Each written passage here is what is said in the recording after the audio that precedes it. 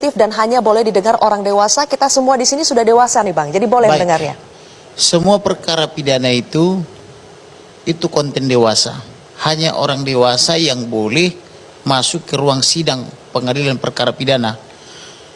Kecuali sidang perkara anak itu memang anak yang menjadi tersangka terdakwa itu boleh masuk ke situ. Nah, itu yang mau dimaksud beliau. Jadi beliau itu bermain apa itu bermain tali gitu loh. Tetapi yang mau saya katakan adalah yang dimaksud konten dewasa di sini adalah bahwa si bapak itu diduga ya melakukan perkawinan di luar undang-undang dengan yang cantik-cantik itu, dan diduga ada pertanyaan dari ibu, kemana bapak, kenapa tidak pulang, kemana kakinya, kemana tangannya, kan kurang lebih seperti saya katakan, biasanya bapak kalau bintang 2, istri itu bintang 3. Jadi yang jadi repot itu supir dan ajudan. Bagaimana harus menjawab, kan begitu. Mungkin mereka tidak terlatih menjawab sehingga diduga diberitahu. Setelah diberitahu bahwa si bapak pergi menemui yang cantik-cantik itu, maka tidak pulang, maka terjadilah pertengkaran rumah tangga. Setelah terjadi pertengkaran, maka ajudan atau almarhum ini yang sudah dia merangkap dua posisi di sana, ajudan dan anak, karena dia juga anak di situ, karena sudah diminta kepada ibunya ke Jambi, ibu yang melahirkan, tapi saya lah menjadi ibu yang merawatkan begitu. Jadi ini peran dia di situ dua, sebagai anak dan sebagai ajudan, kan begitu. Jadi kemudian setelah diberitahu atau diduga diberitahu kepada ibu, terjadilah pertengkaran suami istri.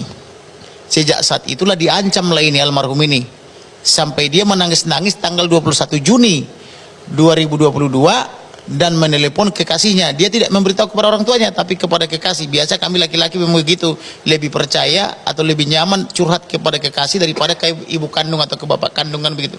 Dikasih tahulah bahwa dia akan dibunuh atau dihabisi, carilah pria lain pengganti saya tidak mungkin lagi menikahi kamu karena saya akan dibunuh.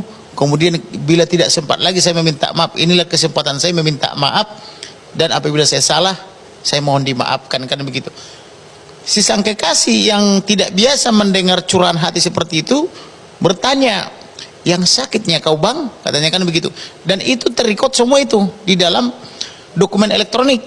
Dia bilang tidak sakit, tetapi karena dia nangis terseduh-seduh saking takutnya, si kekasih pun ikut nangis juga, dan itu terekam dalam screenshot itu. Kemudian berlanjut lagi kepada tanggal 7.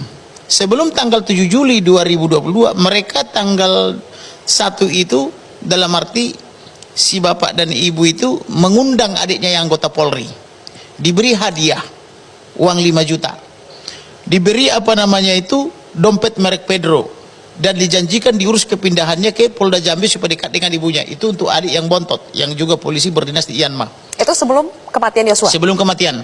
Itu sebelum berangkat mereka ke Magelang itu tanggal 1. Tanggal 2 berangkat mereka bersama-sama ke Magelang. Di Magelang terjadi lagi keributan rumah tangga antara si bapak dan si ibu, diduga bertengkar lagi sampai ada nangis-nangis. Karena kenapa? Di sana diduga si wanita cantik ini mengadu ke si bapak bahwa dia akan mundur dari instansinya, instansi tempat si cantik bekerja. Nah, sehingga membuat si bapak ini emosional. Nah, terjadilah di situ pertengkaran, ada yang nangis-nangis.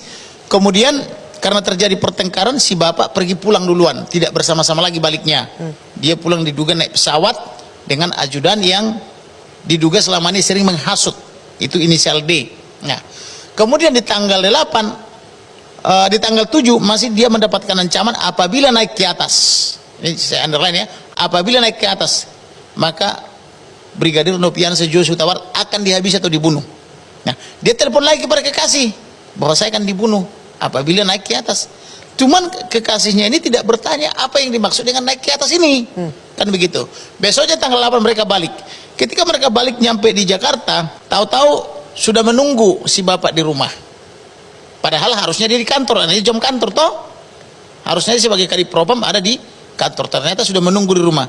Nah, setelah ditunggu di rumah, beres-beres semua barang-barang dimasukkan ke dalam rumah, kemudian diduga disiksa lah ini, disuksa ya, dipatah-patahin jari-jarinya, kakinya, tangannya, kemudian bahunya diduga ya apa itu dihajar itu entah pakai apa, jadi luka menganga, kemudian ditembak dari sini tembus ke bibir bawah, ditembak dari belakang tembus ke hidung depan, ditembak apa namanya itu dadanya lurus ke belakang, kemudian ada luka di sini di lipatan kaki ini sampai ada rembesan darah, kemudian di kaki sini, kemudian di kaki sini, kemudian di bahu kanan kiri semua banyak kali luka.